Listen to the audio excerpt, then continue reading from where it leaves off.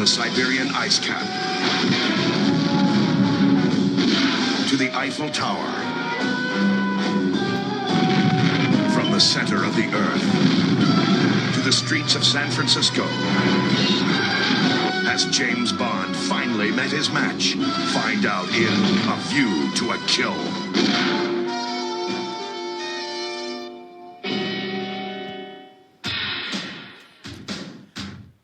Oh, listeners. Welcome back to the show. Welcome back to the show. It is our annual Black Friday episode, Pete. It's always Black have an episode on Black Friday, and we Oh, I always love it. save a very special movie to talk about. You know what that means? That means it's close to my birthday. It is, yep. Listeners, you're in for a treat. This movie is insane. But this theme song, might I add, that you're listening to, this shit is fire. Yeah, listeners, rocks. my name's Pete. And I'm Scott, and these are the movies that made us gay. Yes, indeed. Garrett Mitchell, welcome to the show. Thank you so much for having me. You're I can't wait to talk about James Bond. We're excited to have you on to talk about James Bond. You sound like you know your stuff when it comes to this franchise and this movie. So this is going to be good. It's going to be fun. Yeah, so you reached out wanting to do a James Bond episode, and I mean, I jumped at the chance of that just because what a fun Cuckoo Bananas franchise to talk about. Absolutely. And I mean, this entry in particular, Yeah. too. Like, View to a Kill, my fucking God. rocks. I think I last saw this movie about 10 years ago. Okay. Yeah. So God, has it been that long? it's been that long. Okay.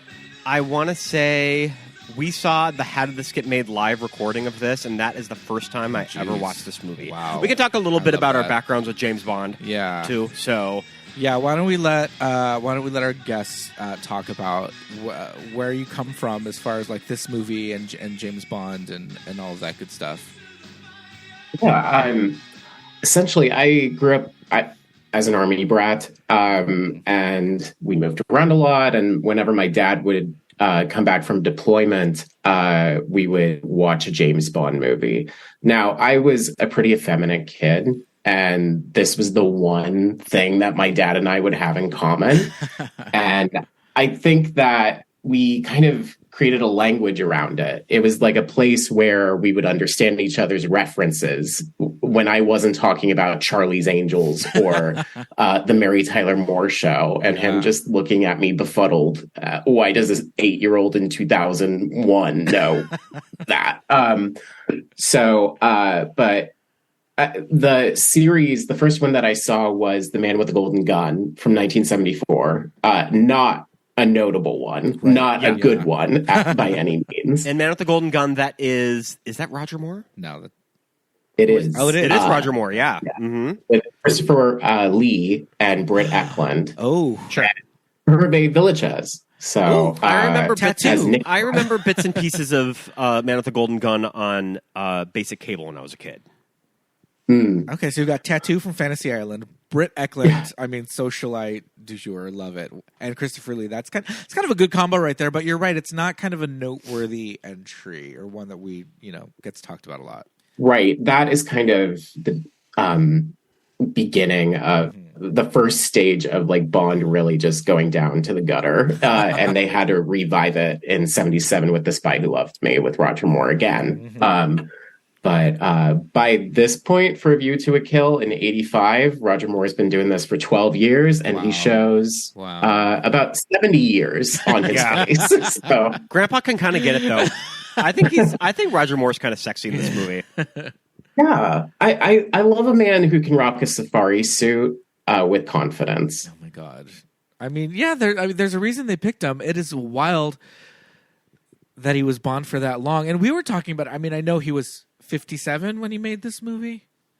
And we're saying, I mean, Daniel Craig has to be in his 53 by now. But I feel like Daniel Craig, towards the end of it, was very vocal of, I'm too old for this shit. They're going to have to kill me off.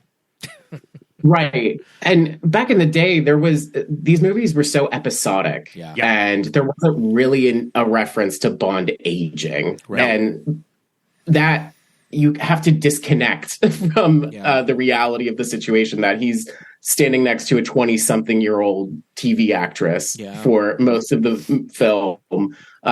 Rest in peace, Tanya Roberts. no. But he just looks like her grandfather the entire time. But you know, And it's we talk about Roger Moore, though. yeah, He's my favorite. Oh, okay.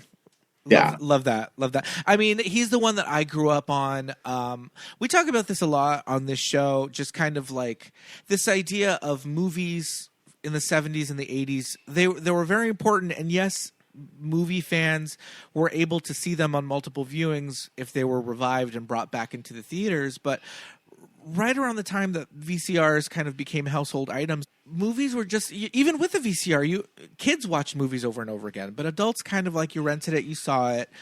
And you're right, episodic entries like these 70s and 80s James Bond movies, I feel like fans were just able to watch them. Great James Bond, move on. Okay, now there's another one. And nowadays, I don't know that they could go back to this kind of storytelling with a new, with James Bond again. Even when they recast it, I agree. I mean, we're in an era of hyper continuity with everything, and everything has to be connected in some way for the potential of a spinoff. Potential of monetizing this as much as possible. And I really do enjoy that you can put on any sort of random James Bond movie from this era and just dive in without having known what preceded it. Right. They all tend to have the kind of the bare bones plot. I mean, the Bond movies the plots are always flimsy, but I mean, it's always bad guy, usually hijacks warheads. I mean, you can kind of fill in the blank of anything of what they're trying to do. Scott was really gagging at this movie at how closely it stuck to the Austin Powers formula. Oh no! Well, when we were watching, okay, so yesterday I watched Thunderball. Oh, there was Thunderball. I watched Thunderball in the afternoon, and I'm like, holy shit! Like, this is Jay Roach. Like, this is just an Austin Powers lifted movie. Scenes from Thunderball and put them in Austin Powers. Because my background with James Bond, like you, I would watch them with my dad. I want to say it was around Thanksgiving, kind of Christmas, wintertime. TBS would always do the James Bond marathons. And I remember watching them with my dad. And kind of similar. It's kind of perfect queer kid and dad cinema. That, like, you can watch them together and everybody has a good time. Because they're not quite, like, hyper masculine like Rocky or Rambo. Like, you get the fun camp value of it. You get a Bond girl. You get all of the Bond girls. Yeah. So there's a lot of fun to be had. You get fashion. You get globe trotting. And I mean, in this movie, we get Grace Jones. Yeah. I mean, everything. So I was a kid in the 80s when this came out. I was pretty young in 85, but I do remember seeing this in the theater with my dad and my sister. Same. I think that me and my dad, we bonded definitely over James Bond, and we kind of had the same deal with Star Trek as well. I really liked those movies. I was into science fiction, and so I was able to go with him to every time there was a new Star Trek movie and watch, The Next Generation and all that. And with James Bond, it was kind of that thing where it's like, I don't know what to get my dad for like his birthday or whatever. Like, I'll just get him a James Bond movie, like, or like a new box set or whatever. My sister and I in the 80s were obsessed with Grace Jones. We just thought that she was this entity that kind of came into Hollywood. Yeah. And, she was in these movies. She was in Conan the Destroyer. She's in this. She's the Pee-wee's Christmas special. Well, yeah, that's a couple years later. She's about 3 years later. She's in the Pee-wee's Christmas special. And she was just this kind of personality that my sister and I were obsessed with. She was just, we knew she was cool. We knew she was avant-garde. Anything she would, Mayday in this movie does these like feats of strength that are insane. She kind of has this mouth on her, like, when she's trying to get Tanya Roberts away from James Bond, she's very much like, talk to the hand. She's just cool, right?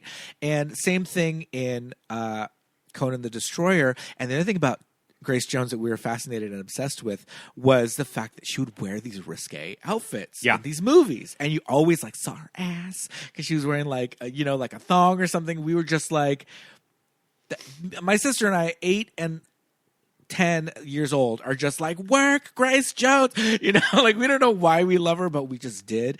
And so that really struck a chord with me in this movie, just having Mayday. And then Superman 2 also has this Eiffel Tower scene. So I'm just like, okay, this is where it's at. This is where all the cool movies have, like, you're going to don't get in that elevator because you're going to fucking fall. Did you see A View to a Kill in the theater? I am pretty sure I did. Yeah. That's cool. Yeah. So there was all this shit in this movie that I was able to latch onto as a kid. Octopussy as well. I feel like that one came out around the same time, and we were kids, and that, you know, we had a Betamax player, so we probably rented it on that. And so yeah, to me, Roger Moore was always James Bond. To me, I was like, Sean Connery, who's that old guy? Like, he looked old to me, but yeah, what did I know? Right. I think when it comes to Roger Moore, when it comes to James Bond first, I think we're so loyal to the ones that are our first, the one that we were introduced to first, that we kind of have a great affection for. And in Octopussy, a little bit of trivia, Faye Dunaway was bandied about for that role. Okay. And so was Grace Jones, titular role.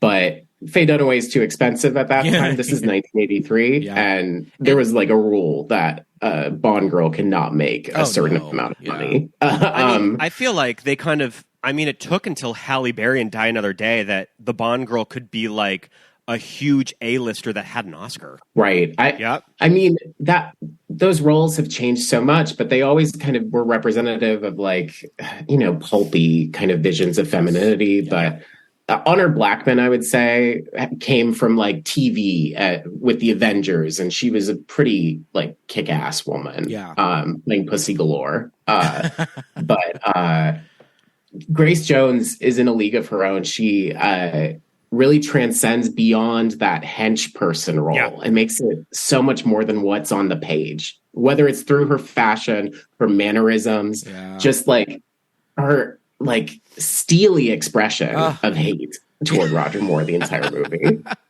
I read something, I forgot what review it was either in the Wikipedia or the IMDb, but somebody said that, like, the fact that Mayday and James Bond kind of like team up towards the end takes a little steam out of her character.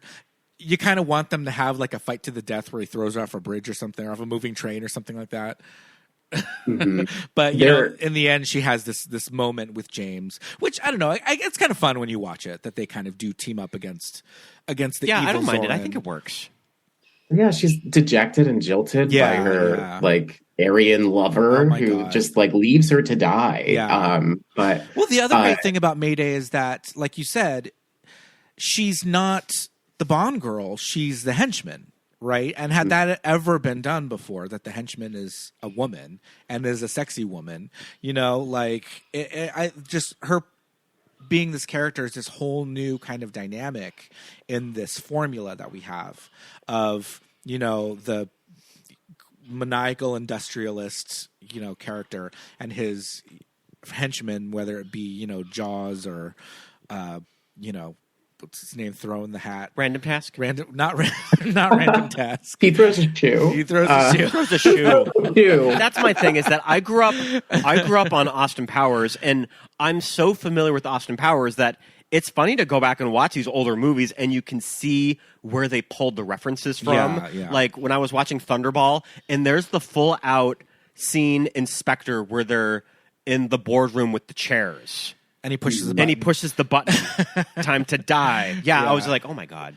Like, it is. And in this movie, the scene with a lot of vagina in the hot. Yes. The bubbles tickle my Tchaikovsky as is uttered in this film. Oh my God. Please put that on my tombstone. That needs epitaph. And that did they try to? No, they didn't try to get Maud Adams back for that. Or they tried to get somebody back for that role. They tried to get Barbara Bach as Agent Triple X from The Spy Who Loved Me from 1977. But by that point, she was with Ringo Starr, and she didn't need to act anymore. Sure, yeah. So she was like, I'm good. She's above it. Okay, that's interesting. Yeah, so Maud Adams was Octopussy. She was, and she was also in The Man with Golden Gun as a, like the girlfriend of the villain, and she doesn't make it to the third act. So this series is notable for often casting recurring actors in different parts, because continuity damned. Yeah. And Yeah. I think that this series in particular gave me a fast and loose appreciation of like, we don't really need to follow these rules Right. of Yeah. just, it's very much just, let's just have fun. Let's make this as farcical as possible. Let's put California girls in a ski chase. Oh like, my God. I was envisioning that because the big Bond opening scene it's set in Iceland. I mean, it's shot in Iceland. I'm not really sure where it's set. I think it's supposed to be like Siberia. I thought it was supposed they to be said Russia. Siberia, but I don't Yeah. think that really looks like Russia.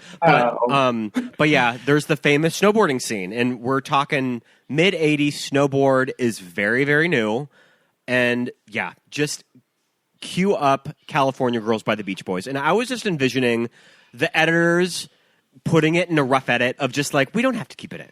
Like, this is funny. It'll make the director John Glenn laugh. Let's just keep it in. And then it ended up to the finished print.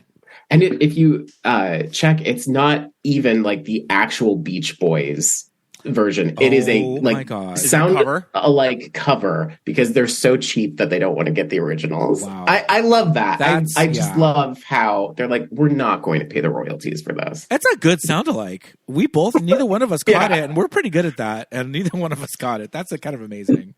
I love that shit. Okay, so we were talking briefly, touched upon the plot of this movie. The plot of this movie is Microchips? insane.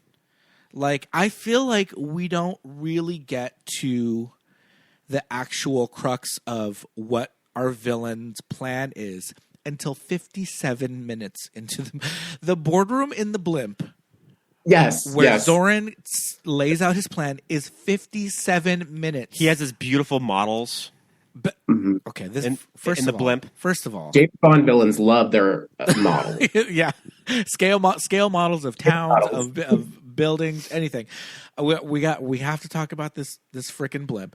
But before that, we'll talk about the main villain of this movie. It's not somebody that comes back from Spectre, which is this evil organization that is, of these megalomaniacs that are trying to take down the world. This new character of Max Zorin, brand new to this movie, standalone villain. And his gig is that he is a tech guy. Tech bro. Some sort of tech industrialist billionaire who also is into horse breeding. Sure. And also has a weird Nazi Oh my God. experiment gone wrong background that is never fully explored. So- it's just mentioned in So passing. is the old guy following around one of the doctors? Allegedly. Allegedly? Right. Okay. Yeah. Okay. This whole Nazi super soldier situation, I know this is something that goes back very far. Comic books, obviously, Captain America, all that stuff, all the way back to World War II in fiction and I don't know, maybe reality.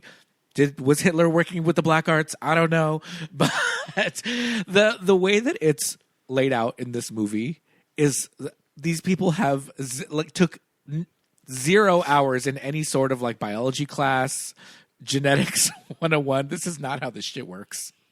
First of all, they were injecting pregnant women with steroids in the hope that their babies would be stronger. And be able to live Dolph Lundgren one day. Which, again, I don't know that that's how genetics or steroids work, first of all. I think that this plan is flawed, to say the least. But Maxwell Zorin, who we do later find out was one of these children that was experimented on. And the side effects are it makes you psychotic. Yeah, the right? side effects are madness, Yep. which, I love it.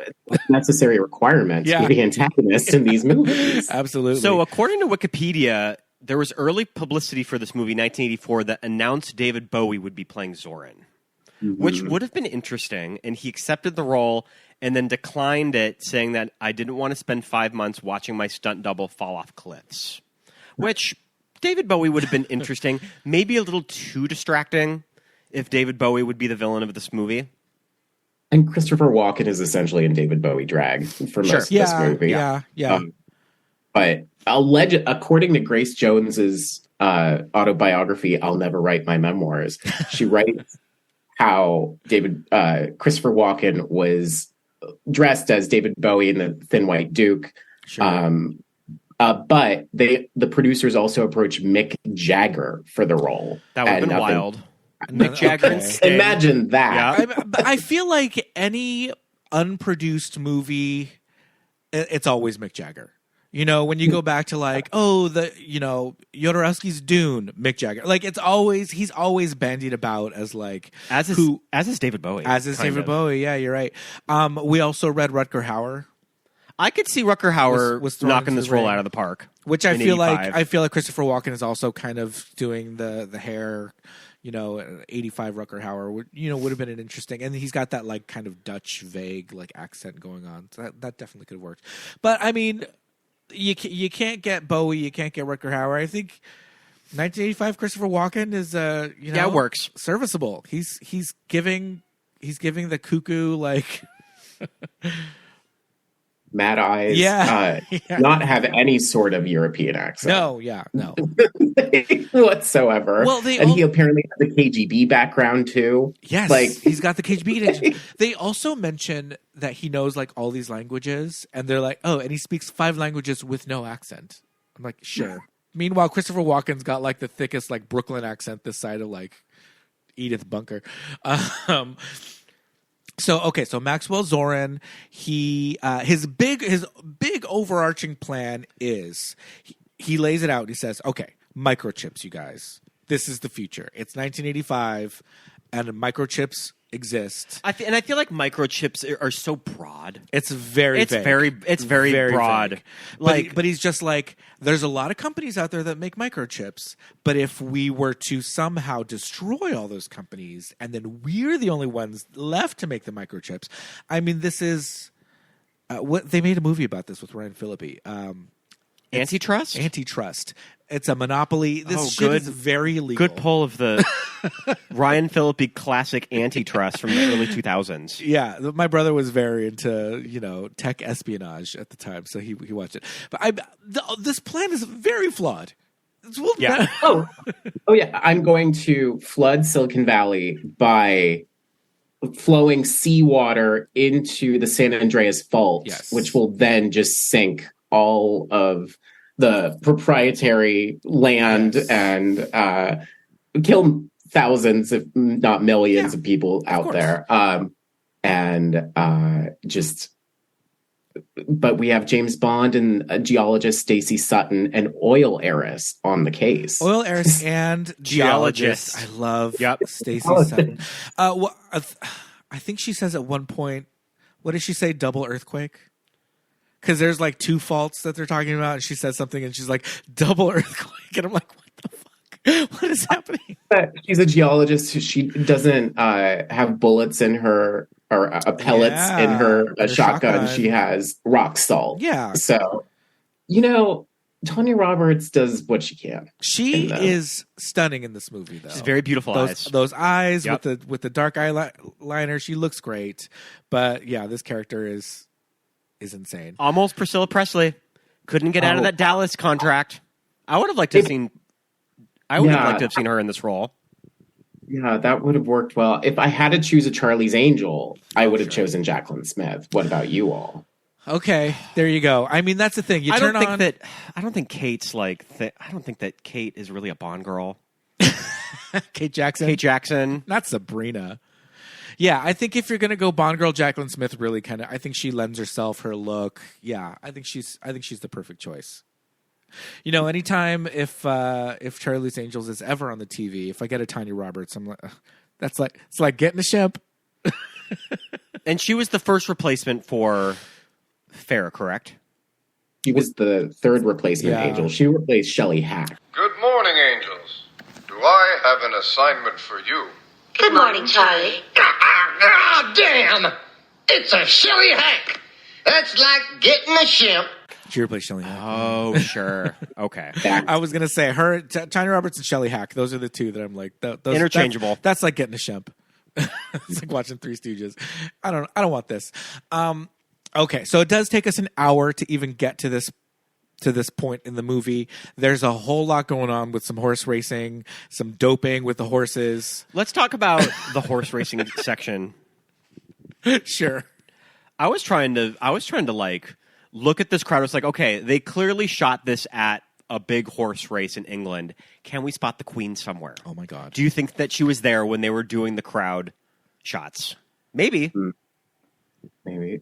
Or her, in The Crown, how it goes into the backstory of her lovely horse trainer that she kind of had a little fleeting romance with. Yep. He was probably there, no doubt. Oh, yeah, that's right. I'm sure he was.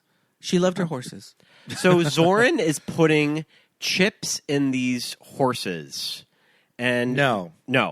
He's putting chips in their, like, riding crops? What goes in the horses then?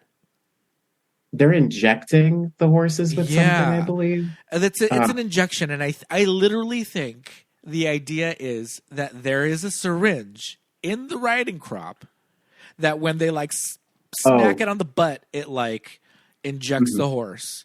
And then it's like adrenaline or something. And then they get an extra little kick. Right, because I think that they tested them before they did the race as opposed to after or something. Right. That was because they weren't. because they weren't. They tested them, and the doping was not coming through. Yeah. Okay, but this is all after the Eiffel Tower, you guys. Oh, lest we forget, murder Eiffel by Tower scene. fishing rod. Murder by fishing. I mean, everybody knows of the famous restaurant inside the top Eiffel of Tower. that. What I would have given to have seen this movie with a French audience and just heard the chuckling when they cut to that restaurant. And the cabaret act performed by Countess Luann in a past life, where she's commanding these butterflies, these fake butterflies attached to fishing rods. On fish hooks, yeah. Le papillon. Papillon. And she's this like whistling like situation that she's got going. But the crowd is like mesmerized by the fake butterflies. They're just like, oh, this is entertainment. Life before cell phones seems dying. Yeah. This is a pre-Wi-Fi world, you guys. You pay real money to see Le Papillon at the top of the Eiffel Tower. Those people were living in the moment. They were not looking at their phones. They really engaged. Yeah, it took them a minute to notice when Mr. Aubergine. Yes. Monsieur Aubergine. Okay. When this private detective is named Monsieur Aubergine, I was like, this is some Sesame Street. Like, what the hell? He just needed a little mustache. He looks like a Clue character. He looks like a Clue character. Does he have a mustache? He may have a mustache. He may have one? Yeah. I wanted to meet like his assistant Escargot and his driver Chocolate Mousse and little baby Paprika, Mr. Salt and Mrs. Pepper, like from Blue's Clues, please. Oh my God, that was Aubergine, and Aubergine is a private detective, and he's the one that's going to figure out about this doping situation. He's like, I got this shit on lock. Don't even worry.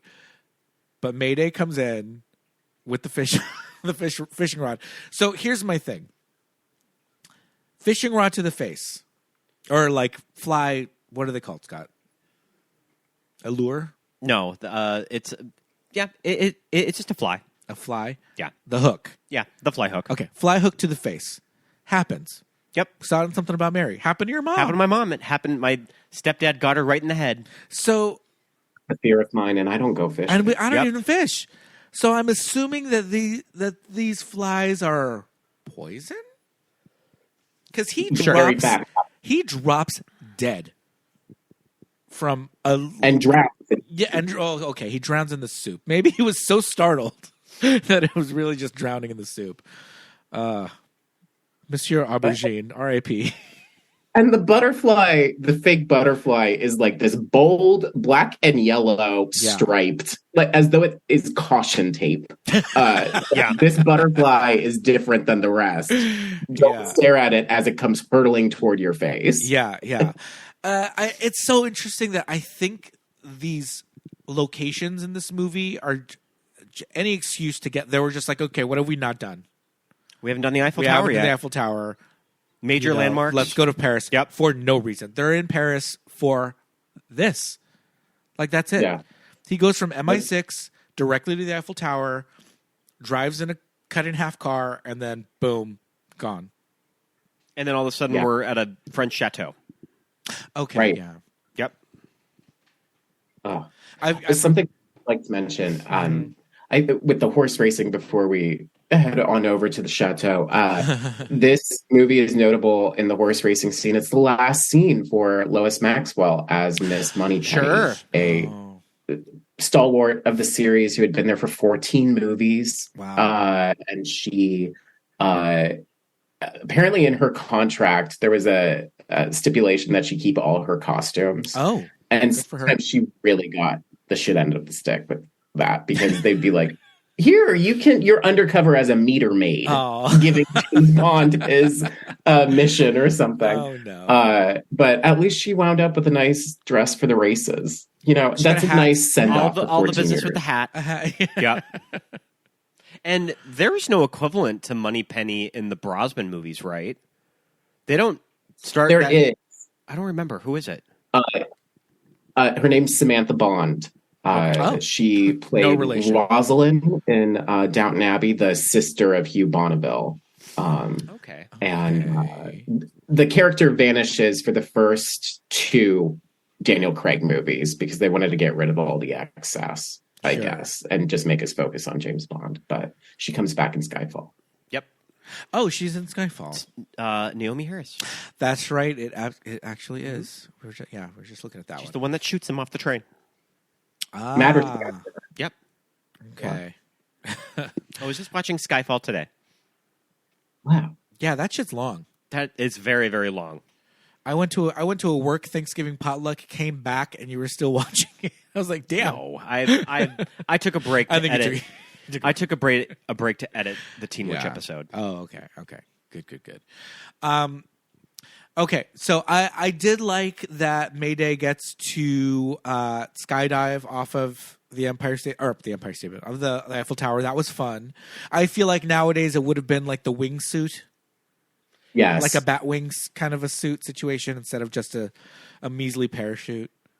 But that was cool for her. I like that she was used. Yeah, she's fully utilized. They have a lot of fun with her. I like her big hat that she's wearing at the horse race because it's very Grace Jones. Oh, the tall red, like crayon hat. Yeah, that's a good one.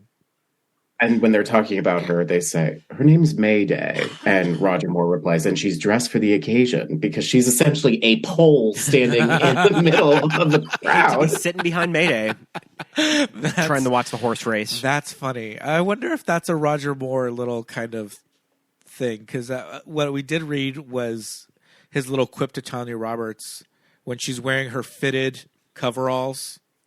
Mm-hmm. And he says, oh, too bad he couldn't find one that fit. Yeah, as she walks out with this immaculately tailored jumpsuit. She's wearing Michael Myers's suit that is just, she belts and it suddenly fits. Everything's high and tight. Everything is proportioned. It's great. It's so, but it's just bonkers. She has it literally on a hanger. Like, this is for the workers. This is just for any man to grab, pick up, put on, and she puts it on and walks out. Well, there's an Austin Powers joke. Yeah. That kind of reminds me of that. It's when Liz Hurley and Mike Myers are going into the bathroom. Sure. It's the skinny and the fat guy, or like the skinny guy and the fat woman. Yeah, and then they wear it. Yeah, and they fit. Yeah, but that shit was. And I read that Roger Moore supposedly ad-libbed that line, saying that too bad you couldn't find one that fit. And Tanya Roberts kind of rolls her eyes afterwards. It's great. Yeah. It's great. So that kind of makes me think that he may have come up with that line about the maypole, about her being dressed for the occasion. I'm not sure actually, but I do know that they really leaned in on Roger Moore's skills of just comedic timing. Yeah.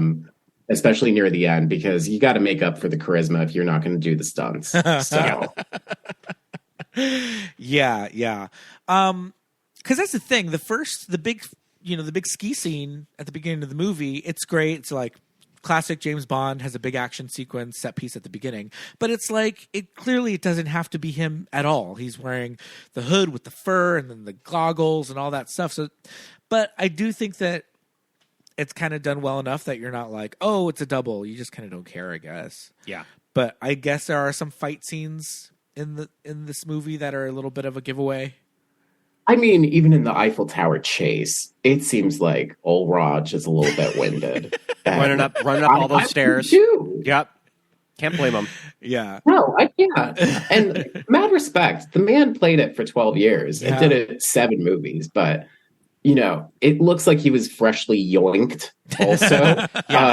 His face between Octopussy and rocking a fresh facelift. Yeah. High and tight. But I mean, he's looking good though. Like, I don't know, for 57, it's like, okay, he's looking all right. He still always reads a little older, but I think I think the facelift did a serviceable job. But okay. When the car got cut in half, Scott was Scott was like, "What the fuck just happened?" Good thing that was a front wheel drive car. I mean, like, this is some like Fast and the Furious level bullshit going on. Of that when you're racing a cut in half car, in Paris, So when he pulls, I'm assuming it's like a taxi driver. That the car was like a cab, and he pulls the taxi driver out of the cab. And the guy is like eating. He's like, "Oh no, like I'm eating. I'm on lunch or whatever." But I think he has a glass of wine. I'm like, really? Okay. Work, Paris, taxi driver. We all have a wine break. Why not? You get 15 minutes. How you use your 15-minute break is how you use it. Yeah, that's true. It's personal time. You're off the clock. Right. Okay, so we've got we've got the snow scene. We've got Paris. Now we're like at this French like chalet or chateau. I'm sorry. And it's this huge horse racing like set piece. Probably at least half an hour is dedicated to this chateau.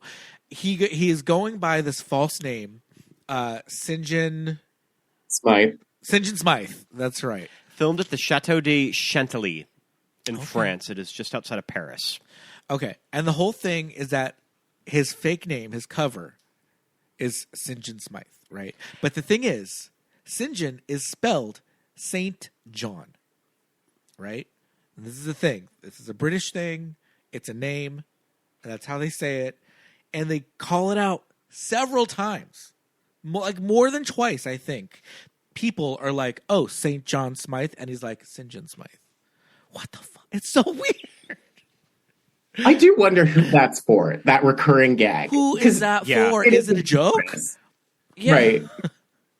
It's so weird, and I feel like I'm just like, what the fuck? Why do they keep going back? Do you know what I also love about these movies and the character of James Bond? How does all of these wealthy assholes just not know who he is? Right. With just like all of the bullshit adventures that he's had, all of these villain masterminds that he's foiled. Yeah. Everybody should know who he is by face. Yeah. But I guess that's just part of the charm of these movies. Also in the Moore movies, it seems like he's just known as just this gentleman about town and just a passing face. But in this chateau scene, we're introduced to Alison Doody as Jenny Flex. She notably went on to be in the third Indiana Jones movie. And she's joined by a woman named Pon Ho. Right. And they're kind of like, Zorn has these 3 female minions of Mayday, Pon Ho, and Jenny Flex, like Jenny Flex. But if there's any other queer coding about the Christopher Walken character, is that a gay man would have beautiful women as the heavies doing all of his dirty work. These beautiful supermodels, right, of multiple ethnicities and nationalities, just being like, you know what? It's fierce. What does James Bond say when she introduces herself? She says, "I'm Jenny Flex," and he says, like, "You certainly are," or something like that. He says something to the effect of like, "You certainly are," but it's like, what the fuck does that mean? Some like grandpa joke. Yeah, like it didn't make much sense. But yeah, the Bond girl names are, I guess Jenny Flex is like the least problematic, but what is it even? I'm like genuflect. Yeah. I think So on your knee. Yeah, I think Moore has one of the best runs of Bond girl names. What the peak being in 1979's Moonraker, in which Lois Chiles plays a character named Dr. Holly Goodhead. Lois Chiles from Creepshow 2. Oh, sure. Thanks for the ride, lady. Thanks for the ride, lady. Yep. Yeah. Mm-hmm. Yeah. Okay. Holly Goodhead. That's kind of amazing. How did that get past? God. Yeah, that's not even in the books. That's these movies are also notable for, we're just going to adapt the title. We're just going to take the title and make sure. characters. Yeah. But like that's about it of any similarity. Oh my God. Okay, so this is when we really start to kind of get a lot more of Zoran himself and like what's going on. The shady horse operations where he's having all of these bidders come to his auction to bid on his bred horses that win every race, and they are bugging every single room. I take it just to keep tabs on them, just to find out what all of these guests are talking about and what horses they're interested in, and just to kind of internal stuff like that. Yeah, which is all not interesting. Right. At this point, St. John Smythe has a manservant played by Patrick McNee, who's like his right hand for the entire thing. And they covered that bug in the room by playing a recording of him like ordering Patrick McNee around. So they got hours of audio of James Bond of St. John Smythe. Well, when they're out running around by the stables, he says that we have to get back because the tape's running out. Yeah. And it's just him and Sir Godfrey Tibbett just like in this room, just like, isn't he like snoring at some point? Like fake sleeping. I mean, talk about this whole section of the movie that could you really say any other Bond movie where a portion of the middle lifts out so easily that like, I mean, I guess that you just set up Zoran.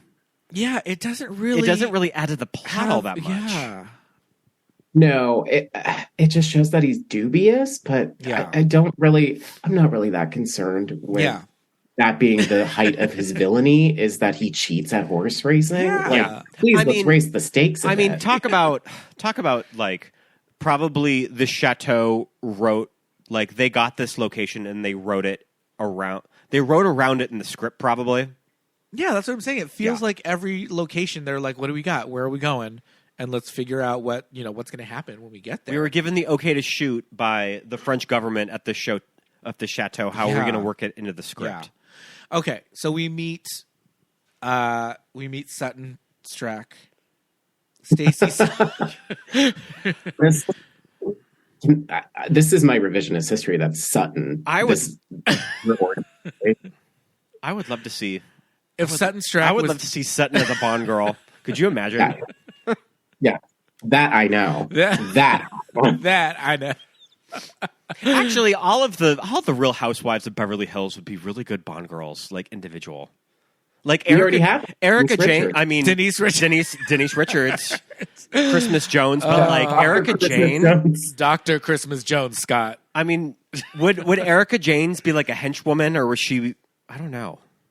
Yeah, Erica Jane would be either a double agent or a henchwoman. Dorit is definitely like the second Bond villain of the movie that ends up dead. Oh, jeez. Like she's introduced like halfway through, and then they quickly get rid of her.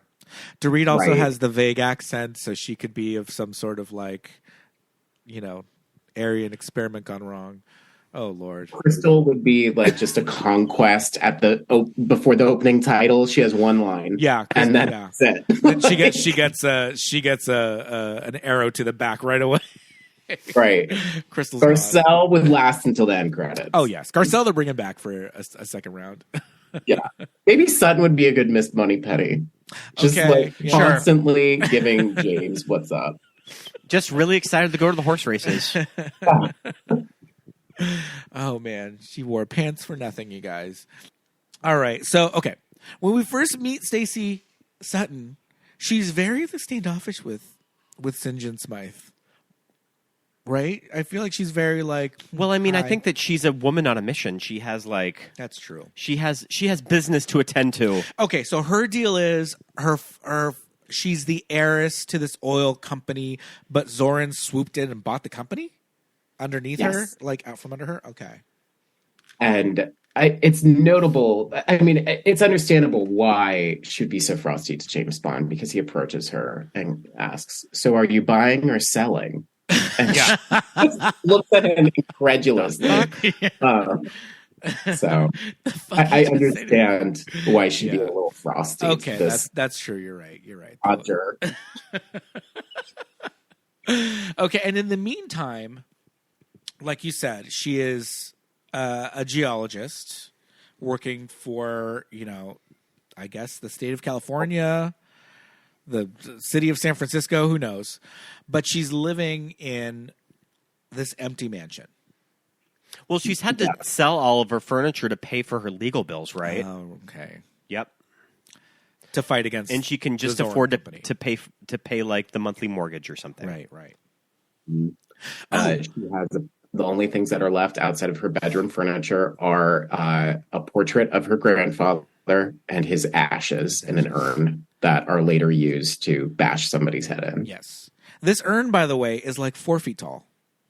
It's the vase that Rose shoots in Golden Girls. That's how big this urn is. It's that big. I feel like an urn for an average size human is not that big. But, that's neither here nor there. Yeah, when we do get to her house and all that when we learn about all that stuff with the grandfather and the legal fees and everything with Zoran. We forgot about the disclaimer at the beginning. Oh, sure. Do you know anything about the disclaimer at the beginning of the movie? Or like what the background was? There was somebody named Zoran floating around at the time, but I don't think that he had anything to do with technology necessarily. But this is the first James Bond movie with a warning.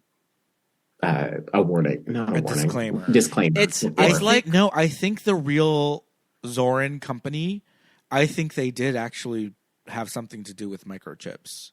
Oh, okay. Yeah, I'm finding it out right now. I mean, it's normally like what you would put in the end credits of this is all fictitious and anything based on real events is purely coincidental. And it's like you're putting it at the very beginning. The Zoran Corporation, Zoran. It's a tech company founded in 1981, headquartered in Silicon Valley, predominantly focused on designing and selling integrated circuits. So, like, it literally was like a microchip company. And in the original script, it went from like Zorn, Zorn, to then Zorin. And so I'm like, what necessarily begat that change, Yeah. I mean, maybe just Zorin spelled like that just looked better on a blimp. Maybe? I don't know. The blimp representation in this film is tenfold. I mean, I've never seen this many blimps, and it's one blimp. But I mean, if this blimp technology were like this blimp is able to sneak up on Tanya Roberts, quite like not a peep behind, like hanging out of the side of like what it's called, like a gondola, like the piece under the blimp that you can actually be in. This close enough to pick her up, hanging out of the side of the gondola. Without a peep. I mean, that's some silent running for a rigid airship. Right. The blimp that is like disguised as a storage unit. I think the continuity of the size of the blimp is kind of all over the place. Yeah. Throughout the movie, it's like it has multiple levels. Yeah. It has a staircase that leads to your doom. The retracting staircase. There's a lot going on in that blimp. I don't know if I'm in a boardroom with a megalomaniacal industrialist and he asks me if I want to leave the room, I'm saying no. I'm good. I'll just wait. You till mean you the don't end. want to just step outside? Step outside of the blimp? Yeah. Mayday will make a drink for you. Yeah. Don't worry. No, I'm good. I'll just finish my water. It's just ice now, but I'll be okay. I feel like I've watched enough of these to figure out do not cross the megalomaniacal industrialist. I mean, really, in like 2023, obviously this is Elon Musk. This is Bezos. I believe that many a business meeting is performed on SpaceX. Yeah. Like, that's his goal. Is to make it that his layer. Yeah. So something we also didn't touch on yet was the Duran Duran theme song. Oh my God. Such a good song. How can we forget? Yeah. So good. So in terms of like Bond themes, I would probably say this is probably my top 5. Pretty good. Of one of my favorites. I was kind of sampling a little bit of them today. If I had my shit together before the recording, I would have done the name that tune with Bond songs, but that would have taken a lot of work. Yeah. But so, I mean, Goldfinger kind of like fan favorite. This shit started it all. Like, come on. Shirley Bassey. Yeah. But like in the grand scheme of things, when you kind of think about it, I feel like sometimes I just forget that certain songs actually are Bond songs. My favorite is Nobody Does It Better. So good. Probably one of the best ones. Carly Simon. Yeah, so good. That will play at my funeral. I'm not braggadocious at all. Sure, no. And I mean, the fact that she just casually slips in the title of the movie. She just, The Spy Who Loved Me, it's just right in there. It's genius. It's like great songwriting right there. Unlike In A View to a Kill, when Grace Jones and Christopher Walken in the blimp look at each other and go, "What a view to a kill." Like, ham-fisted. Yeah. And we were commenting on that as we were watching it, and I was going, what the hell does that even mean? What is a view to a kill? I take it that a view to a kill is looking down a gun barrel. Well, that's what I think it is. Well, I don't know if it was a book or a story, but I guess the original title is From a View to a Kill, which kind of makes a little more sense. Yeah, and the original short story is about like couriers getting shot down by a sniper. Oh Jesus! So they're relaying messages with confidential information. So I could see that. So they really did use the title and the title only. Yes. So there's really no bearing than James Bond. That's it. So that's kind of amazing. I mean, I could just see the screenwriters of this movie they got the title, they're just looking at their paper, their morning paper, and they just see an article on just like Silicon Valley, and they're like, there it is. That's what the movie's going to revolve around. Very buzzy. Ripped from the headlines. Yeah. MTV is out and popping, and they're like, who should we approach again? Grace Jones. Yeah. And David Bowie.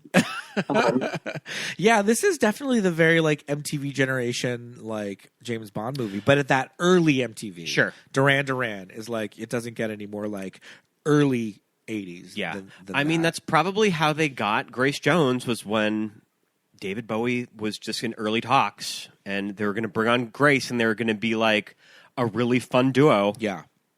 Mm-hmm. Yeah, that kind of would have been amazing. I was thinking as we were watching it, I was like, okay, Mayday's fierce. Yes, we've got the costumes. We've got her performance is amazing. But it kind of took a minute for her to like really start showing off the feats of strength. And I was like, oh yeah, that's right. She does this. She's got this whole shtick where she's like really strong. When she lifts up that guy. Experiment 2, allegedly. Yeah. Okay, so she did. Okay, she was a subject of the evil Nazi. Yeah, I feel that's implied with her lifting a whole ass man, in some ways, and kind of being under the thumb of that weird doctor. Now, is that the scene that Dolph Lundgren shows up in? Yeah. Yes. I get really excited when Dolph Lundgren was in that scene, and I was reading that he was just on set because he was dating Grace Jones at the time, and they just needed to fill the scene out with extras. They just grabbed him. You have the look of a Yep. like KGB heavy. Absolutely. So why not? Absolutely does. Yeah. But when she starts showing, you're like, okay, this now she's everything. Now just like, I want to be Grace Jones. I want to be Mayday. Like, I know she's evil, but it's just like, whatever she's selling, I'm here for it. And like, I think for me, the movie does come alive after we reach the United States.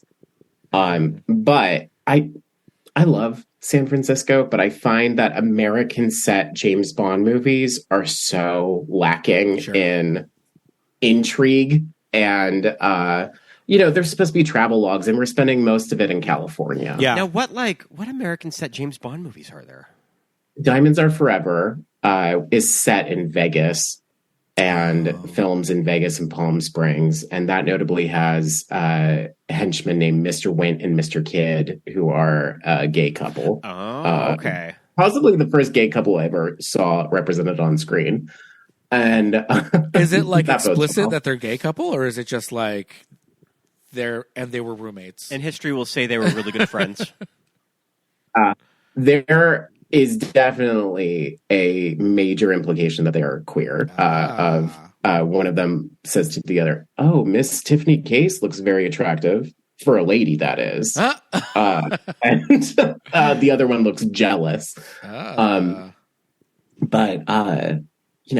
as far as queer representation goes, too, Pussy Galore, it's implied that she's a lesbian in Goldfinger, and that's also set in America too. Yeah. Okay. Javier Bardem in Skyfall. That's a very queer-coded character. Yeah. It's almost not even subtext of when he's talking to Daniel Craig. Well, James Bond himself Javier Bardem goes, "Are you uncomfortable? Is this like your first time or something with a man?" It's implied. And then James Bond replies, "What makes you think this is my first time?" Like, I love that. Yeah. Okay. So Scott mentioned, all right, so Zoran is, yes, Nazi Superman, problematic already. But besides that, forces himself on Mayday after their like karate practice, and you're like, okay, that's gross. But then after he like sends Mayday to like go bed James Bond, Scott was like, "Oh, Zoran wants to go too." I think Zoran wants in on that. Zoran wants in. They saw Roger Moore across the bar and they liked his vibe. Because Mayday kind of looks back and she looks for approval to like go in, and he's like, "No, go!" Yeah, like he's he's like, "Go for trying it." to seduce you. Notably, Grace Jones played a prank on Roger Moore during the love scene. Oh, dildo, right? She disrobes and she had strapped on a black and white polka dotted dildo. Wow. Yeah. I love that. And I feel like, I don't know. I mean, Roger Moore is like, he was around in like the 70s and the 80s. It's like he was fucking James Bond. So it's like he can't be that much of like a prude. Yeah. But at the same time, just like, oh. You know what? She was on top. Hey. Yep. She was like a whole horse. Yeah. My God. Oh my God. I kind of read that there was a little bit of tension just with the two of them in general. In Roger Moore's autobiography, he's like, "My mother always raised me to not say anything bad about anybody. Grace Jones was in the movie, and I'll leave it at that." Wow.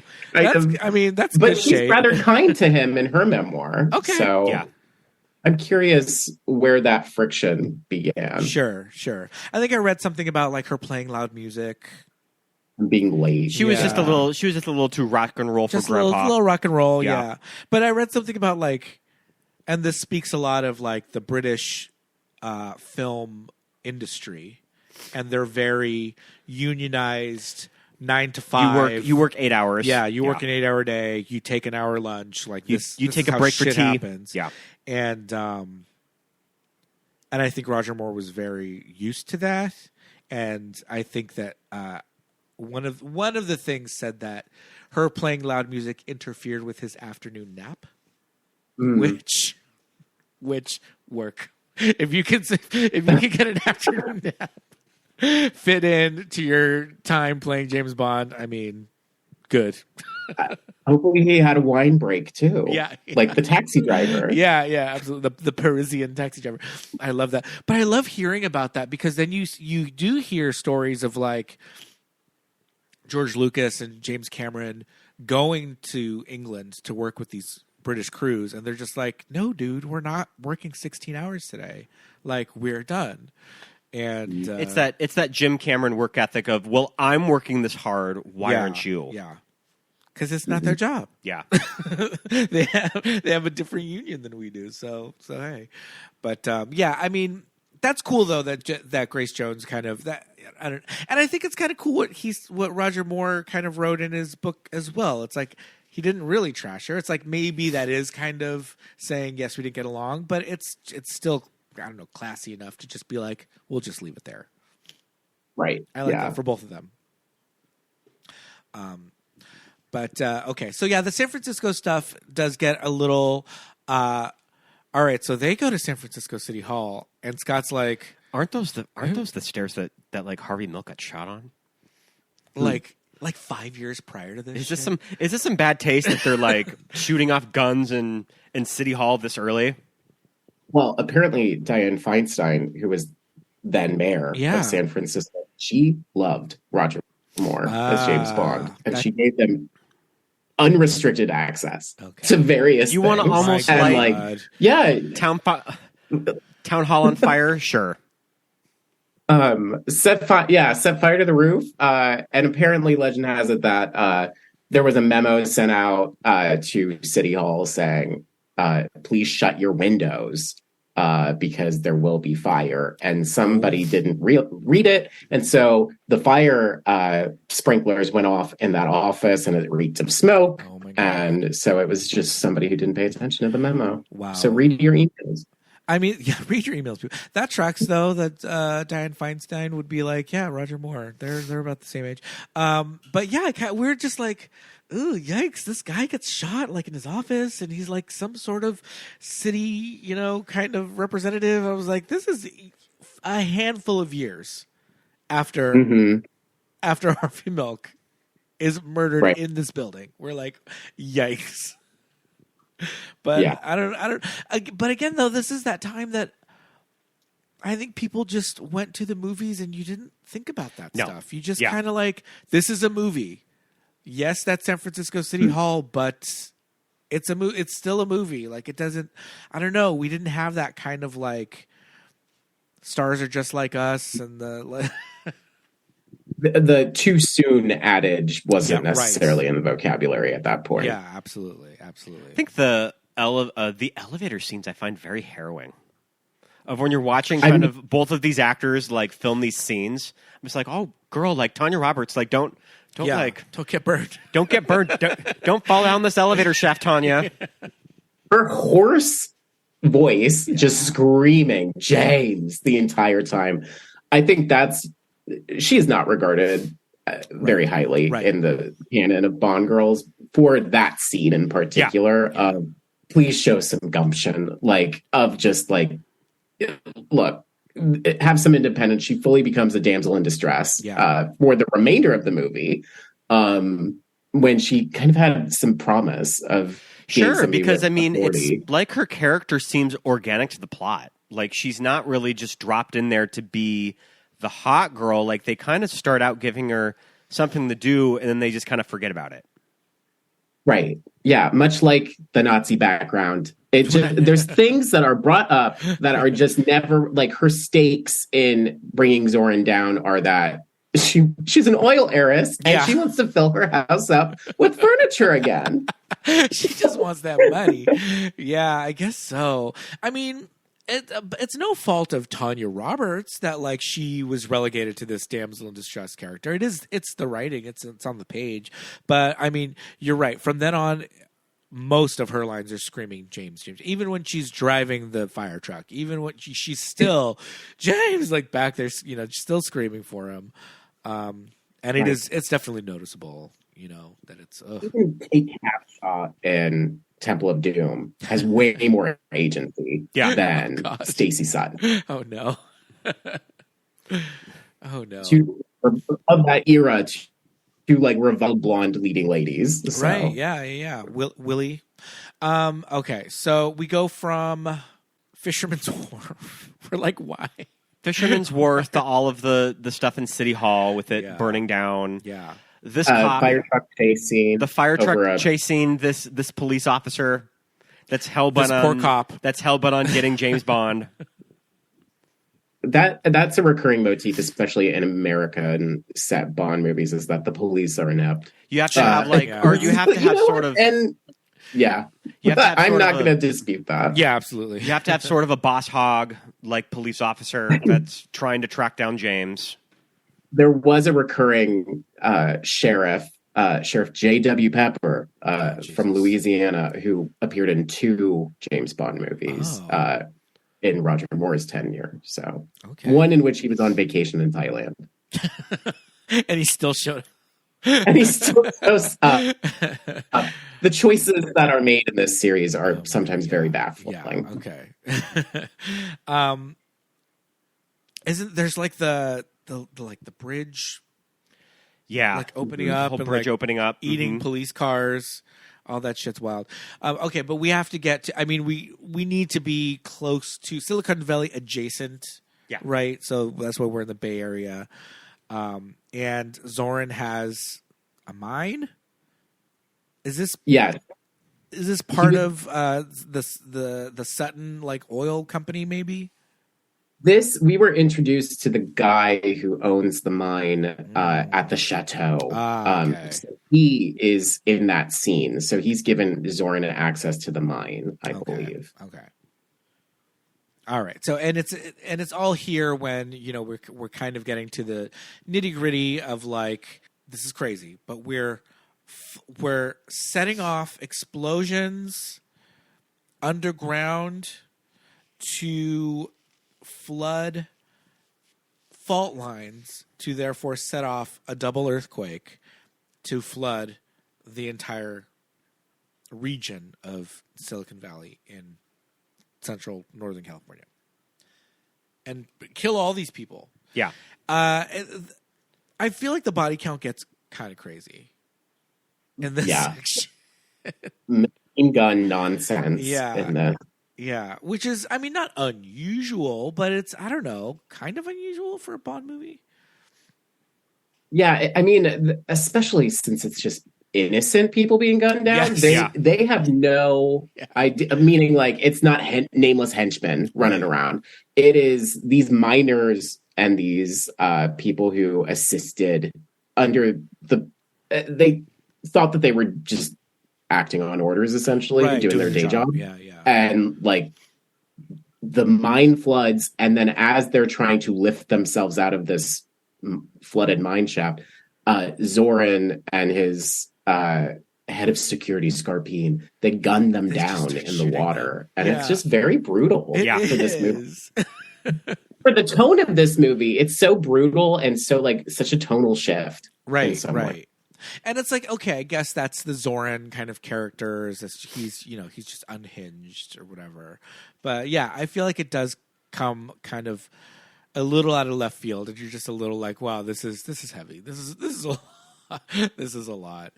And but it does give us kind of Mayday and James working together. Yeah. Because Zoran has abandoned her, full well knowing that she's stuck in the mine, pursuing James Bond, and he just commands that they start flooding it. Yeah. Knowing that she will likely die. Yeah. And she's now a woman scorned, seeing the corpses of her friends floating in the water and everything. When she says Jenny. Yeah. We weren't really sure if the blonde was Alison Doody or if they just kind of traded her out with somebody else. But yeah, we're kind of like, was that her this whole time? Apparently that was her the whole time. Yeah. But I mean, Mayday gets to go out a hero. She does. Yep. One thing we did not really touch on, the KGB is also after Zoran this entire time, and he kills one of their agents, and James Bond himself seduces an old flame named Pola Ivanova, whom he seduces in this hot tub in a bathhouse. Yeah. They've And- gone back to a lot of vaginas, like apartment. Yeah. Right. And there's a lot of water play in this movie. There really is. At the end, in the hot tub, And at there's the very beginning with icebergs. And there's also a lot of like tape recording and like fake outs with tapes and like audio cassette tapes. Yeah. Because that was another thing where she was like, "Oh, I've got all the info," but then he went over and was like, did a little switcheroony and like she ended up with the classical music instead of like whatever it was that she thought she got. You didn't really get a lot of gadgets, like cute gadgets in this movie. Yeah. Yeah, not until the very end when this like mechanical robotic cat spies on Oh, them. yeah, sure. Yeah. Yeah. The weird Roomba robot. Yeah. Yeah. Just very like that would be a supporting character on a sitcom in the day, Oh, I absolutely. think. Well, I mean, Well- that was also really big in the 80s because there's a robot that shows up in Rocky 4. Sure. But there was a Doctor Who kind of analogy that was, his name was K9, if you could believe. Who came up with that? Yeah, and it was a dog, but it was big. Like it was essentially that, but like scaled up like 2 times or 3 times the size of that. And so that was a little side character in the late 70s, early 80s Doctor Who series. But yeah. So, and I think that was kind of for the British audiences, I guess. But yeah, the gadgetry in this was we got some like tape recording and that's about it. Yeah, lots of analog devices, of course. Yeah. Mayday's final feat of strength is lifting the mine up with that crane winch hook situation that she was able to maneuver. But yeah, when they put the mine on the or the explosive device on the cart and they like shove the cart away and Roger Moore falls. And I don't know if that's like intentional or accidental or what, but like the brake like gets stuck and she's like the brake, so she has to go and like hold the handbrake so the explosive blows up outside of the mine. That shit is like that's a pretty good scene right there. She's just like, get Zoran for me. You're just like, fuck yeah. Well, and she gets to see him. She gets to see Christopher Walken when she goes outside, too. Yeah. So she gets one last fuck you. The blimp comes around the corner. Yeah. And he's like, oh, Mayday. Yeah. That was a good Christopher Walken. Thank you. I can do one word at a time. I can't do the whole you see her face because sink in a way in this very brief shot. She's coming out of the mine looking jubilant of like, I am going to end this. Yeah. And she sees Zoran's blimp and she immediately scowls and then boom, the bomb goes off. And it's very like she went out in a blaze of glory. Yeah. I wouldn't say she necessarily redeems herself, but she is a useful ally in her final moments. Yeah. Because on the one hand, I was like, it would have been cool to have like a big like blowout fight with like her and James, or I mean, I don't think what Sutton, Jenny Sutton. I don't think that would have been a fair fight, but I think maybe her and James kind of having one final little tussle at the end would have been cool. But this, if we couldn't have that, she did have to kind of switch sides. And this was, James doesn't beat up ladies though. That's the thing. He couldn't. He only beats up ladies when they're disguised. men, when they're disguised. They're men disguised. That's a as man, ladies. baby. They also do that in Thunderball that I was kind of gagged Right. at. Yep. It's the opening at a funeral. He punches the alleged widow, the presumed widow, That who is not what she seems.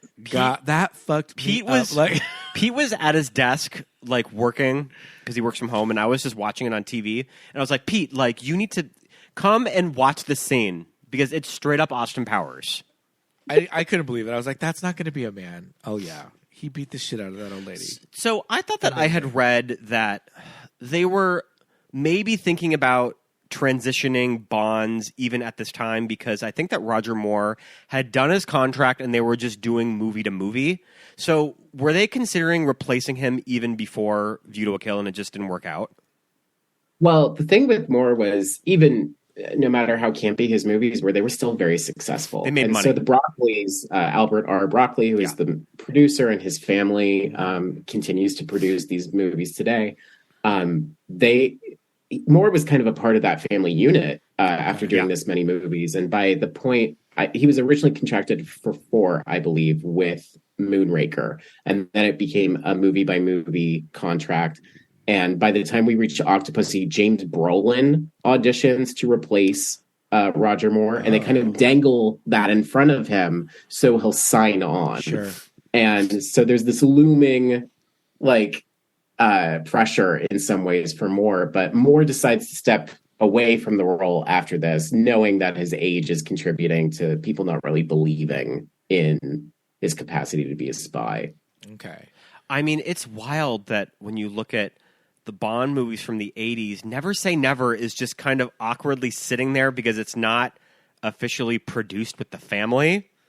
Oh, yeah, right. That is a remake of weird. Thunderball. Yeah. Because Kevin McClory, who owned the rights to it at that time, had co-written parts of Thunderball, because Thunderball was originally written as a TV episode with Ian Fleming, and then he turned it into a book. So they didn't get the rights to Spectre or anything like that until well into the 2010s. Oh, shit. Okay. So who do we get next after Roger Moore? Timothy Dalton. We do, yes. And he was a name that was bandied about for a few years, as well as a potential spoiler for replacing James Bond. And for me, he is the closest thing to James Bond on the page. Okay. And yeah, he only got 2 movies. Right. The series was bogged down with financial and legal woes for 6 years. So then we get splashy Goldeneye in 1995. I remember when I was a kid, I was around 10 years old when Goldeneye came out, and I remember it being a huge deal when Goldeneye came out. Yeah, I mean, Pierce Brosnan was just Remington Steele. Yeah, it was Remington Steele. It was a big deal, and it was very much that I don't know, it was the 90s. It was just special effects. We were just okay, now we could really do some cool shit with these movies. But I have not seen it since I first saw it. It gave us Famke Janssen. It did, thankfully. Yes, Zoya Onatopp. Yeah. And Pierce Brosnan in 86 was going to be announced as James Bond. I know that he was supposed to. Got renewed. Yeah. Okay. And so that's how Timothy Dalton did wind up with the role. And so in the public perception, in some ways, it seemed like he was the runner-up versus the actual one that they wanted in mind. Okay. I feel like at the time, I mean, probably, I guess it would track that it's the same now. Pierce Brosnan is younger than Timothy Dalton? I believe so. Yeah, I think so. But Pierce Brosnan older than you think he is. I really liked. Go ahead. Oh, sorry. I was going to say, and at this point, we've finally reached the point where Stacy she does not hear that blimp behind her, and yet again, she's just saying, "James, yeah, James." Yeah, and gets snatched up off the ground into a blimp, a completely silent. A full-ass airship. Yeah. These stunts on the Golden Gate Bridge, pretty successful. Yeah. I mean, I think there's at least one shot where it looks, oh, bitch, that's in camera. It's the shot that's going right down the bridge that I think that they actually set up a camera there and they had actors on wires on it. I mean, I don't know how they did it. It looks good, though. They eventually, of course, for the close-ups and everything, they reconstructed a pretty large set of the Golden Gate Bridge in Pinewood Studios for the parts where, Stacy's about to fall off, right, and we need that close-up tension. Yeah. But the stuntmen in those wide shots on the bridge, it's stunning. And it's great to see San Francisco at that time, preserved. So I was reading that speaking of the Bond stage in the 80s, that this was the first movie that got to shoot on the Bond stage when they rebuilt it. because After the fire. what's like after the fire during Ridley Scott's Legend. I can't remember what movie the stage was built for in the 70s. It's The like Spy Who Loved Me. The Spy Who Loved Me. And yeah, and then it burnt down during the production of Legend, and then they rebuilt it. And I believe A View to a Kill was one of the first productions that shot in it. But yeah, it's one of those things that this movie takes so much from different just facets that Roger Moore movies have touched on before, or James Bond movies have touched before. It's essentially a remake of Goldfinger. I wanted to say Goldmember. Whereas it's microchips instead of gold Pure bullion. But we're also seeing a trend in the Roger Moore in the 70s and 80s of like James Bond used to define a genre, and now it's chasing different genres or trends. Like in this case, MTV. Previously, it was blaxploitation, kung fu movies. Sure. Star Wars. He goes to outer space and Moonraker. Like it feels very tired. And so at this point, it was necessary to cast somebody new at this point to tonally shift it. Yeah. I feel like starting with the Pierce Brosnan movies, we really got, it was always there, but we really got this idea of the villain kind of something kind of grotesque about them, or just kind of a little bit, because there's is it Tomorrow Never Dies? He's got like diamonds like embedded in his face from like an explosion. In Die Another Day. Die Another Day. Die Another Day. What am I thinking? Die Another Day. Tomorrow Never Dies famously opened the same day as Titanic. Almost beat Titanic as number one at the box office, too. It was very, very close. Okay. Yep. The Broccoli's can rest easy knowing that every day. They were number 2 to Titanic. Oh, my God. Scott was talking about Adele kicking off the trend of Bond songs winning Oscars. I feel like after Skyfall, it's like those past 3, Adele, Sam Smith, and Billie Eilish, like all have Oscars because of those songs. Right. You would think something like that would have happened like way earlier. Yeah. I mean, we have Paul McCartney and Wings doing Live and Let Die. Nobody does it better. Diamonds Are Forever. I mean, like I think there was just a weird snobbery with the music branch about James Bond songs. I mean, I think that you occasionally got them in, but not a lot, though. Right. And a lot of them, they're John Barry like torch songs in some ways. Yeah. And like Sheena Easton's For Your Eyes Only, that's one that I think got much more critical praise in some ways and fanfare. Well, especially because in the 80s, like the best original song, they were pop songs. Yeah. Like you don't really, for a long time, like in the 2000s or like, I don't know, for a long time, we've been kind of missing that like movie tie-in pop song, and I guess that the new James Bond movies are the closest thing too, but I do not like Sam Smith's song from Spectre. Oh. I think it's a snooze.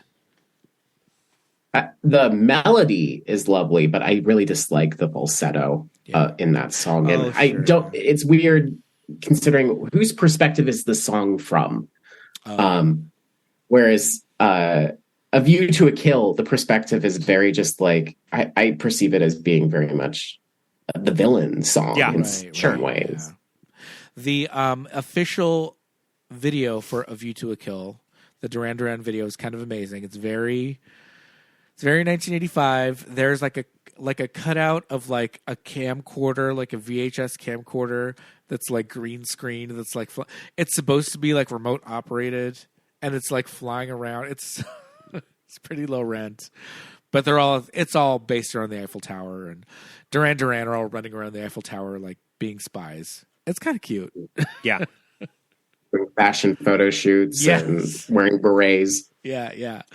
With their huge hair.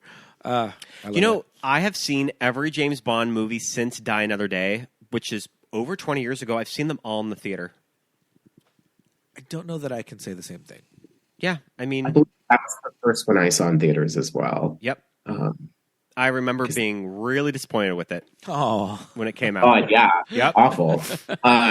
They had a reboot that. Pierce Brosnan is notable in the sense of like he's the only Bond to ever be fired from the role. Which is funny because I feel like Die Another Day made decent money, but I guess it was just pretty hated. It was just, they had just reached so far into just the ridiculousness of this. They leaned in so much that like Austin Powers had a lot of power in those days of just like people associate Austin Powers more with James Bond at this point than the character of James Bond. And in that Die Another Day is with the invisible car, right? In like the Ice Palace. Yes. Yeah. And Madonna. It introduced all of us to Rosamund Pike too as the first thing I ever saw her in. Right. It didn't do that is the blessing of Die Another Day is that we were introduced to Rosamund Pike as Miranda Frost. But Jinx, Halle Berry's Jinx almost got a spinoff. That's right. I forgot about that. Well, I feel like that was that awkward time with MGM where they were really starting to go into financial problems. So that was probably one of the things that had to be next was the Jinx spinoff. And so now that now that MGM is bought out by Amazon, we're now seeing like more Bond specials crop up on Amazon Prime. We're seeing 007 Road to a Million, this reality TV show, Amazing Race-esque show that licenses the James Bond character. But I am curious, what does this universe look like? Is it going to be a film universe? Are there going to be spinoffs? As a purist, I don't really care to see that. I mean, I like that it looks like they are taking their time developing the new movie, that they aren't rushing into it. Because I mean, I feel like hasn't it been a while since a new James Bond movie? Oh, bitch, it came out in 2021. Yeah, like, and it was supposed to come out in 2019. Yeah, they sat on that shit for. Almost 2 years. The original date was 2019. I remember at one point Danny Boyle was supposed to direct it, and he went to go do the Beatles movie instead, and the True Detective guy, Cary Fukunaga, ended up taking it over. And that was an early pandemic. That was an early pandemic move that I remember. That was when shit was starting to get real. Of bitch, they moved No Time to Die from the March date. Mm-hmm. Yeah, I finally saw it in 2021 in Palm Springs in October of 2021 in Palm Springs for a friend's birthday trip. And when I told everybody the runtime, only 2 would bite. It's the longest James Bond movie. Yep. Yeah. How long is it? It's okay. almost 3 hours. I'm casting a wide net here. Yeah. Wow. That's crazy. I mean, I think you guys glossed over a really important part of just the Bond legacy. I mean, we talked about it a little bit, but Madonna. Yep. Scott does not share my enthusiasm for Madonna's song "Die Another Day." I mean, it's an okay song. Probably better than the actual movie. And also her cameo. Fits the movie that it's in. I'll say the quality of that song is dwarfing of the quality of the film that it appears in. However, that is a read. If I hear that in a gay bar, I will get my life. Yeah. That is a song that I don't really hear that often, that I'm like, yes, this hit the spot. But it does not beat Beautiful Stranger, which Madonna recorded for The Spy Who Shagged Me. Yeah. The better James Bond song. Yep. I mean, that should have been the song that got Madonna the Oscar. But we know how Oscar feels about Madge. Yeah. And it wasn't that big of a commercial hit. We just loved it because we're crazy Madonna gays. And that's off of American Life, right? I think it's American Life. Die Another Day is. Yeah. Mm-hmm. Yeah, Die Another Day is on American Life, but the Austin Powers song is on the soundtrack. Yeah, that was a single. It's on the soundtrack. Yeah. Okay. All right. How do you want to see the new James Bond movie cast? Do you want to see younger? Like, who is your ideal James Bond? I think I would like to see some options. I think Regé Jean Page from Bridgerton season 1 is a contender. Sure. He gives Pierce Brosnan vibes to me. I can see charismatic. That. Mm-hmm. Also, Ben Aldridge, who was in Fleabag and he played the guy that fucks her up the ass in the first episode. And he was in Knock at the Cabin. Knock at the Cabin. Spoiler alert. That's right. Spoiler. He's really cute in spoiler alert. Oh, yeah, spoiler alert. I will always associate him with Fleabag of that opening episode. And then like Riz Ahmed, I think would be cool. I love Riz Ahmed. One, the bone structure alone would be amazing. Shot in these gorgeous surroundings, but you know he's already been nominated for an Oscar, so I doubt that he would bite on that. But maybe Richard Madden too. But I do think that it's worth diversifying this role racially. I do think though that the character should remain British. Or in the Commonwealth. I don't want an American playing that role. Yeah, agreed. I definitely agree with that. Are there any actors out there that have are seriously being considered, like rumor? I think it's all speculative at this point. Yeah. I mean, I would assume that they're doing meetings with actors right now, but I don't think anything's really broken to the press about it. Sure. No, yeah, I like right now the flavor of the month for this is Jacob Elordi, of people being like he's a contender now for James Bond, and I'd be curious to see, but I don't really see that. I don't want to go that young. I think we need to find somebody in their late 30s. So he can he does turn out a bunch of films. Yeah. He does kind of read a little too young for that, despite his height. I think villain.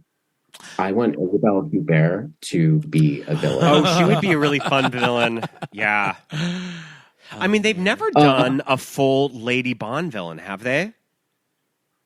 One could argue that Sophie Marceau's Electra King. That's right. Yeah, she is pretty much the villain of The World Is Not Enough. Yeah. And Rosa Klebb, played by Lotte Lenya in From Russia with Love, is kind of she's in service of Spectre, but she's the main antagonist of this. But I think that we're past due on a female antagonist really calling the shots, and Isabel would be great. Tilda Swinton, of course. Let's get Kim Cattrall. Glamorous just got canceled. Oh yeah, she's not on it just like that. Oh, was Glamorous How I Met officially Your Father's canceled? So Kim, audition, please. We liked what we saw of Glamorous. We watched cute 2 or 3 episodes. But that guy, like the guy that plays her son, is he's of that caliber of actor that you're almost too good looking. Like you're crazy looking because you're so handsome. That's how I feel about Richard Madden with that silver swoopy hair. I'm just like, I can't take you seriously, but please audition for James Bond. Sure. So I can just get you. Yeah. I mean, speaking of which, speaking of too handsome for the room, we're never going to get Henry Cavill. Oh yeah, Henry Cavill's name is always thrown out there. I mean, I don't think it would be very wise for him to jump from one franchise to the other. Yeah.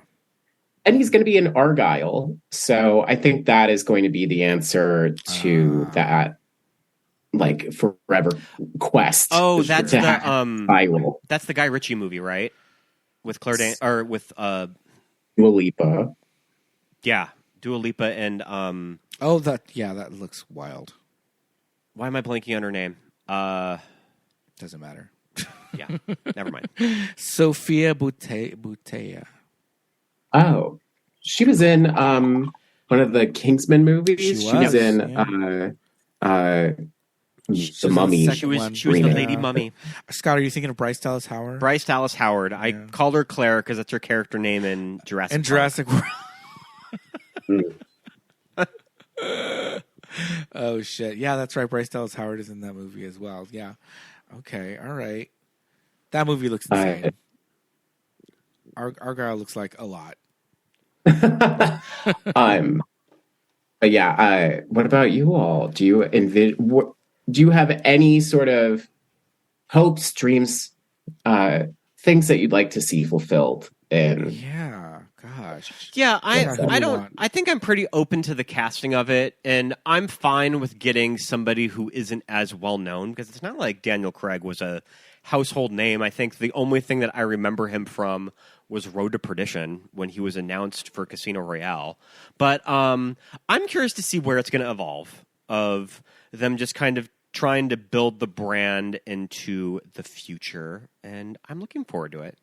Especially kind of closing that chapter with No Time to Die. Of that, No Time to Die seemed so final. Of like, this is the rebooted James Bond movie. This is the gritty James Bond movies, and we are closing a chapter on it.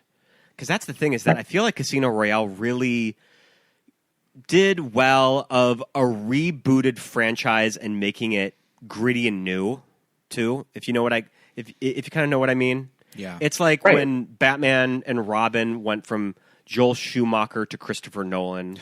I think that they did something like that with James Bond, and it was pretty successful. Even though the Daniel Craig movies I do find very hit or miss. Like Quantum of Solace, not good. Skyfall, one of my favorite James Bond movies ever, and then Spectre is not great. So Yeah. And I enjoyed No Time to Die, despite it having too many villains. But I do think that my hope is that the series goes into a more Roger Moore. Sure, I want them to be a little more fun. Yeah, I want them to enjoy themselves. Yeah. Things became so dour in the Daniel Craig films for too long. Yeah, totally. I feel like is somebody like Jamie Dornan a little too easy? I do really like Jamie Dornan. Do you really like? Jamie Dornan is not. I mean, he had the 50 Shades movie, so I guess he did one franchise. But Yeah. I think he would be a good James Bond. I think Tom Hardy is a little too. He's too on the nose. too on the nose, and also I think it would stay in this like darker kind of direction. I don't think he could do. I think Jamie Dornan would be camp fun. that we're looking. I mean, he in what's it? Barb and Star. Barb and Star. Great. Star turn for him. And then he was great in Haunting in Venice for this like really thankless role. You're right. He got to sing in Belfast too. Yes, yes. Notably, that's much better of the Kenneth Branagh collection to draw out of than Haunting in Venice. Oh my gosh! Like I remember us. We really liked Belfast, but I remember sitting in the theater and just being like, "Yeah, that figures Kenneth Branagh is going to cast two of the most beautiful people Irish on actors earth to play his parents. Like when they're talking about they're going to have to go to London to find new work. Whatever shall we do? Whatever shall we do? It's like, oh, or you can just walk your mom and dad into the Ford modeling agency. Yeah. And I think you'll be fine. Otherwise, good movie though. Yeah. Yeah. But I don't know why he kind of popped in my head, but I was thinking maybe he's a little too like but I think what's his name? Venom. Tom Hardy. Tom Hardy is I think he would be a little bit more in line with what where we're going, and I would like to go back to like a camp kind of a thing. I don't know if audiences are that willing to accept that with James Bond right now, but I don't know. We'll see. At one point, I would have said Michael Fassbender, and it's great to see him in The Killer. That I think that is as close as we're going to get at this point. But when he played Magneto in First Class, that section of him like hunting down Nazis was very Bondian. Sure. Yep. Yeah, absolutely. And I mean, I don't mind watching Michael Fassbender on screen. Mm-hmm. I always forget he's in 300.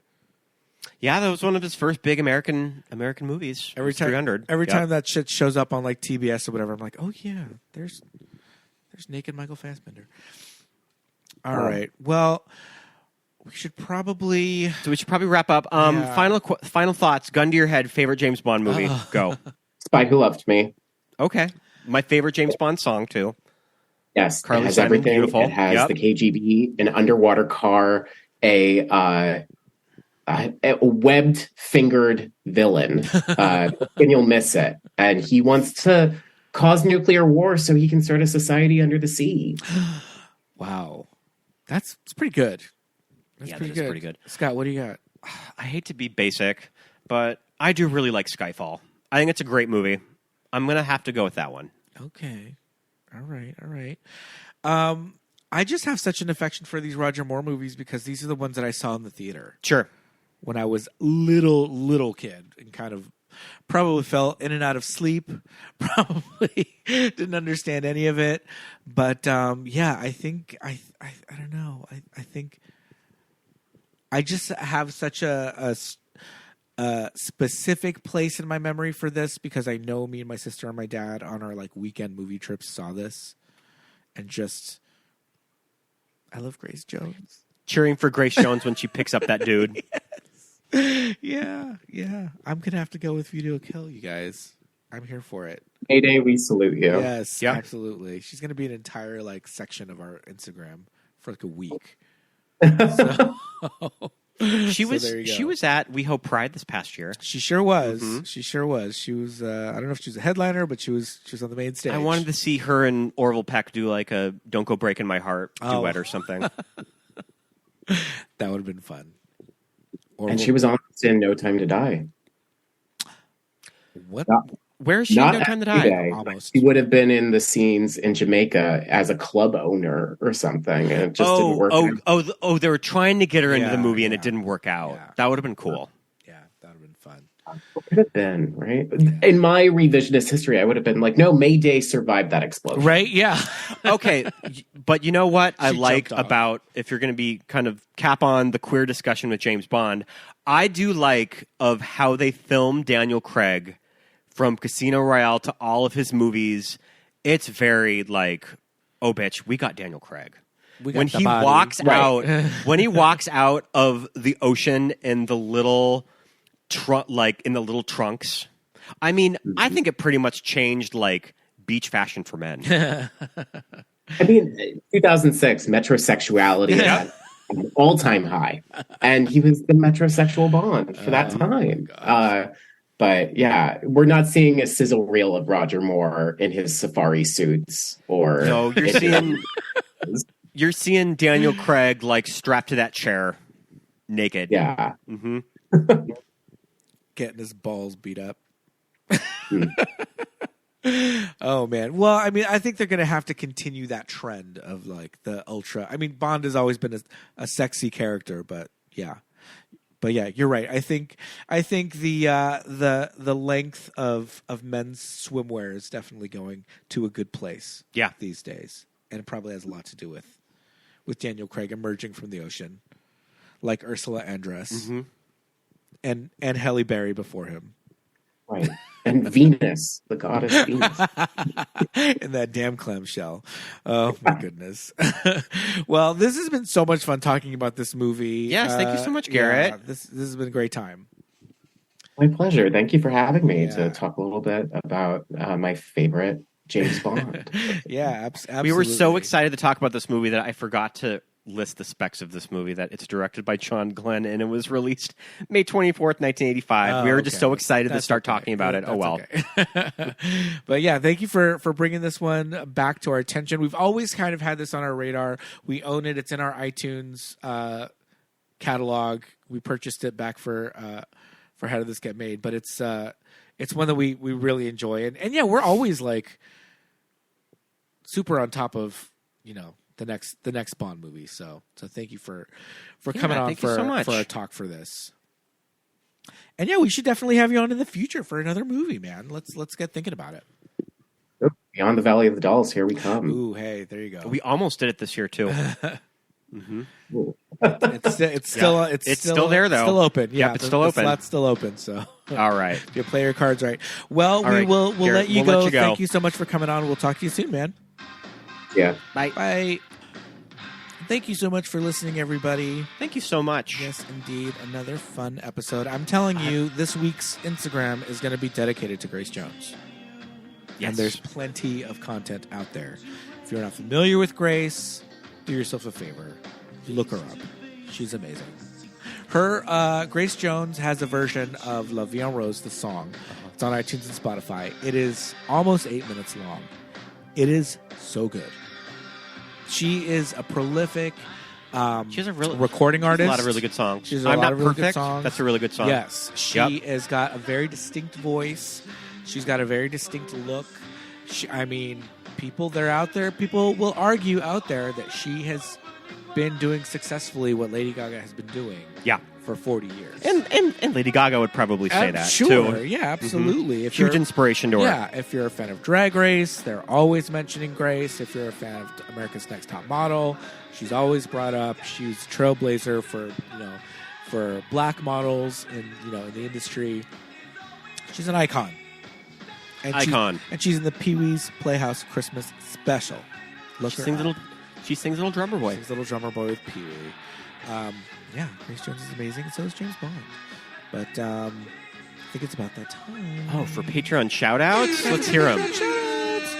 Well, we want to say a great big hello and thank you so much to all of our patrons, including, let's see, who do we got? Tammy and Roberto, Brett, Tren, Daisy, Kelly, Chrissy, Stephen, Jake, Desiree, Laura, Garrett, Thomas, Lori, Brenna, Jessa Rabbit 45, Lawrence, Lisa, Alexis, Thomas, Millie, Ted, Benny, Jermel, Melanie, Susan, JJ, Shelby, Jamie, Drew, Genevieve, Dawn, Josh, Emma, Millie, Aaron, Nick, Shannon, Christine, and Rufino, you guys. Thank you so much. Thank you so much for being patrons. Head over to patreon.com/movies that made us gay for all of our additional content, including over 30 Watch With Us commentaries and our new television that made us gay. You'll get the TV episode, which there will be one out very shortly to when this episode comes out. Yes, indeed. It's a brand new series on Patreon. We're talking about we're talking about TV shows. And, we got to get a new one up and running. And they'll be very, very soon. So thank you for doing that. All of your donations go directly to keeping the show on the air every Friday ad-free. You guys, we haven't taken a break in a year. No. We have not taken time off from this show since January. February. It's all there. It's all free. It's all for you to listen to, and it's all because of patrons. Thank you so much for supporting us. You can go ahead and also, if you'd like, give us a 5-star review on Apple or Spotify. We would love that. Yes, indeed. If you have Apple Podcasts, or if you have an iPhone, I should say, you have Apple Podcasts already pre-installed, you can just search Movies That Made Us Gay, and you can write a review like this one.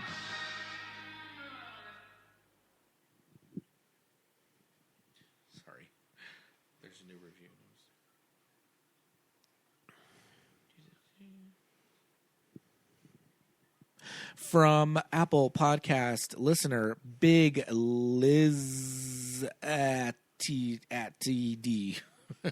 That doesn't make sense. The title of the review is Love! Really love this podcast. I enjoy hearing the reviews on these movies.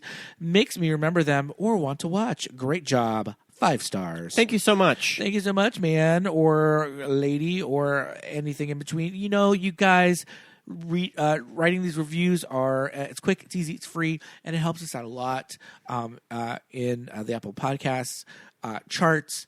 And you know what else helps us out is liking, commenting, reposting on Instagram. Yeah, we're at Movies That Made Us Gay on Instagram. We just got 3,000 followers on Instagram. Thank you so much. That's a big milestone for us. Keep it coming. But follow us on all the socials. We're most active on Instagram. We're also on X and Blue Sky and all that, too. Yeah. We're at MTMUG Pod on those. We're at Movies That Made Us Gay on Instagram and Facebook. So follow us on all the socials. If you want to follow our personals, feel free. My name is Pete. I'm at Peter Lasagna on Instagram. I'm Scott Youngballer on Instagram, and follow my letterbox. Yes, indeed. Thanks for listening once again. We'll see you next week, everybody. Bye. Bye.